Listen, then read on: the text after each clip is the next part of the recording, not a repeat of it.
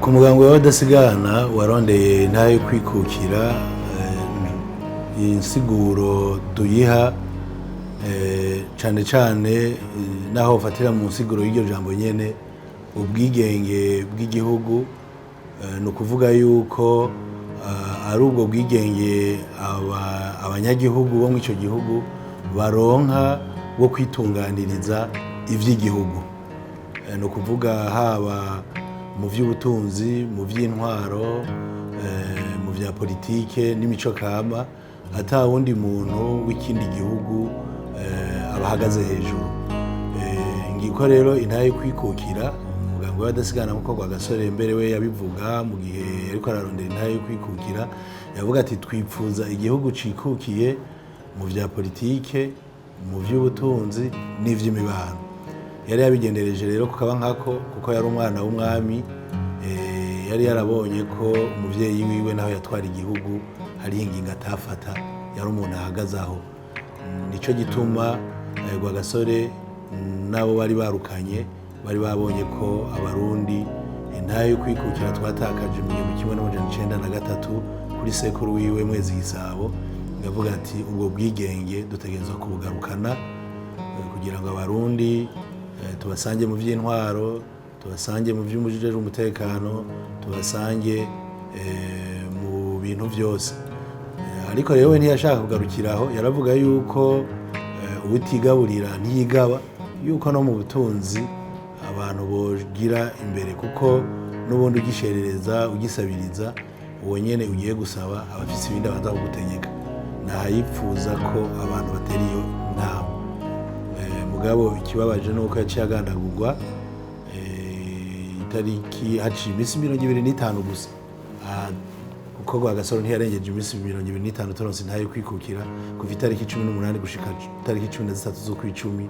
Vyumvikana neza ko yamaze imisi 25 gusa, nta mezi abiri yamaze, nta n'ukwezi yamaze iyo misi itarenga.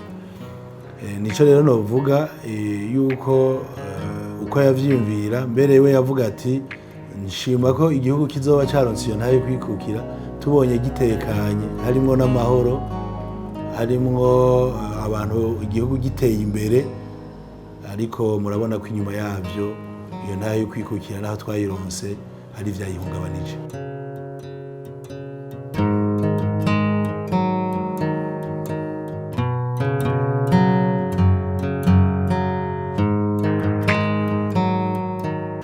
Rwagasore ikintu yari yarabonye, yari yavuze ati abarundi kugira ngo bashobore gutera imbere nyamwigendako ntarimira impeshi. Yari yavuze ati hariho abantu boja hamwe bakaja mu makoperative.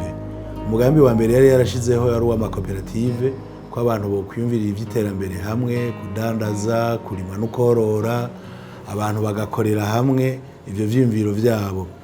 Ikindi Rwagasore yari yarashize imbere akenshi turakunda kuvyumva mu ijambo ryiwe, hajya harakubiyemo imigambi yari yarashize imbere, yaripfuza neza yuko igihugu habaho itunganywa neza ry'ivy'amatongo. Yaravuga ngo ibibazo vy'amatongo yanyu tugiye kubikurikirana. Yarabona yuko itunganywa ry'amatongo mu gihugu c'u Burundi rikwiye kumera neza kugira ngo abantu bagire aho barima naho baba.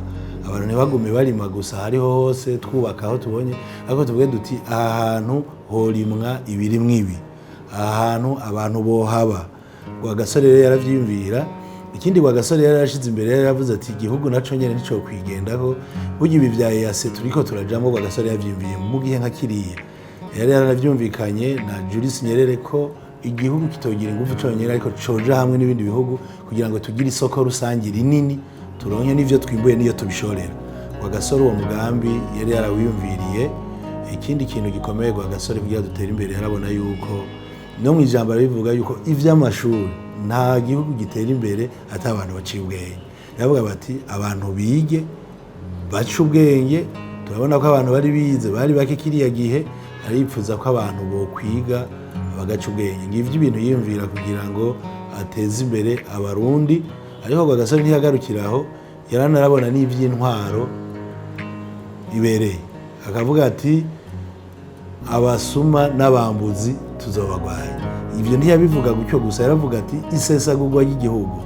Naco gituma no mwijambo yavuze bati ubukuru muburonse umuntu akaguha ubukuru ntaba buguhugahaye kugira umwishimeko ariko no kugira ngo umutunganirize ibyo akeneye umuteze imbere yarashira kandi imbere rero n'ivya demokrasi kandi demokrasi yarabishimikira ko nuko abarundi badakunda kuvyumva yavuga ati demokrasi uko abarundi tuyumva kandi tuyikeneye atari uko abandi bantu bayumva twebwe uko tuyumva mbega demokrasi twayigenza gute ivyo bintu ni inkingi zikomeye ziterambere igihugu kitagira agateka kazina muntu naho gituma yaca abwira ati mugire n'imibano myiza mwebwe mw'abantu mwe nimubone ngo muratsinze amatora mu badasigana mwe ngo muhave mwishima kubatsinzwe mufatane mu nda igihugu rero kirakeneye ko hatagira ugendera ku wundi ngo nuko yatsinzwe kuko ubukuru warose ubukoresha mu gutunganiriza abandi nibigwa gasore yarafisemwo akavuga ati naho dutsinze abantu rero dutegereza reko ca tubatunganiriza akaca remesha n'abanyamahanga yavuga ngo naho dutsinze mu abanyamahanga mwe turabirukanye nta bigenderanire tuzosubira kugiranira yavuga yuko imigenderanire twoyigirana tugafashanya mu byo dukeneye ko yaravuga ati mwababirigi mwe muzodufashe ntimudusige uko turi mbwa tuzofashanye twubahana imigenderanire n'ibindi makungu yarayikeneye ntiyaravuze ngo naho abazungu mutsinzwe ca mugenda yarabona ko imigenderanire y'ibihugu ari magiriranire nguko yipfuza muri programme yiwe kugiranira imigenderanire n'ibindi bihugu n'ayandi makungu uko yipfuza iterambere ry'igihugu aho yoricisha yari umuntu mu myaka yiwe uyumvirije gusa imyaka 29 ukuntu yiyumvira n'ukuntu yabona ibintu byaraboneka ko yari umuntu w'incabwenge kandi yarafise ingabirano Imana yari yamuhaye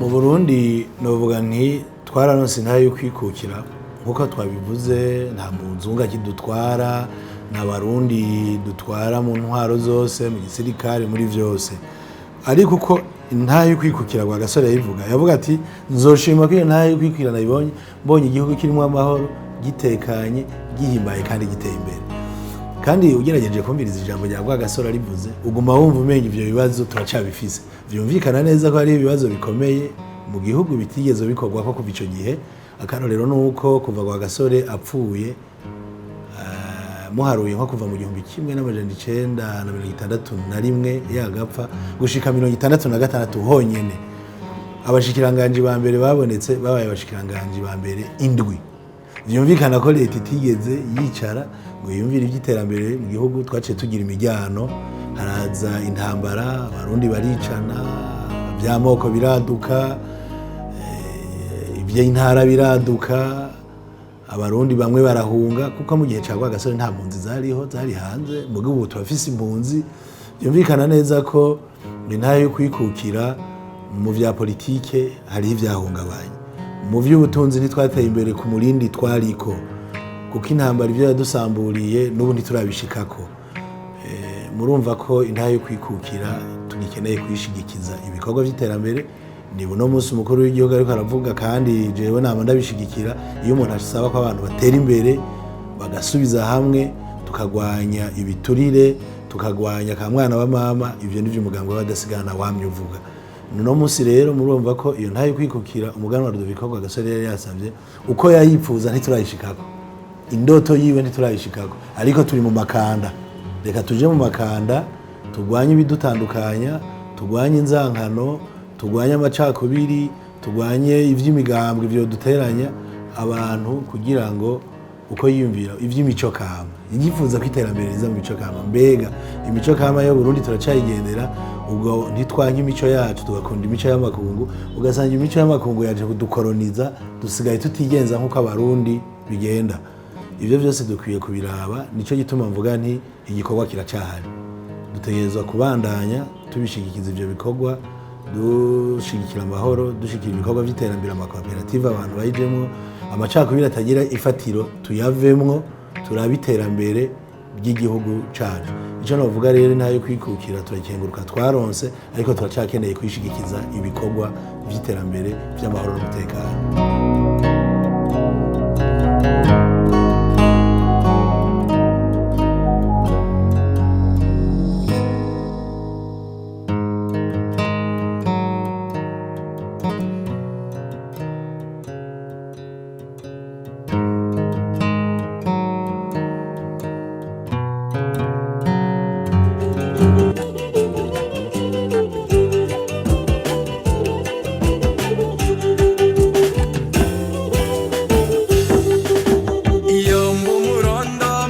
ushitse agizwe n'ubutoro ubutwari n'akaranga nobaye inkingi y'iterambere nobaye umuhoza w'imitima nobaye mutima w'urugo nkatera iteka umwanya mbayemo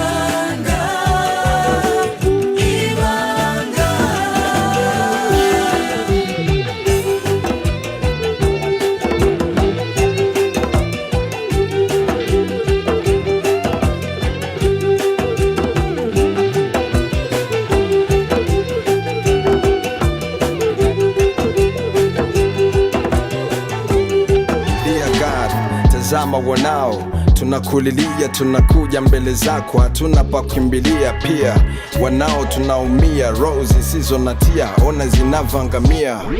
Yeah, umetuumba kwa sura yako, but we don't care. Tunavunja amri zako, wapi tunaelekea? Kweli tumepotea, it's like we don't remember wapi tunatokea.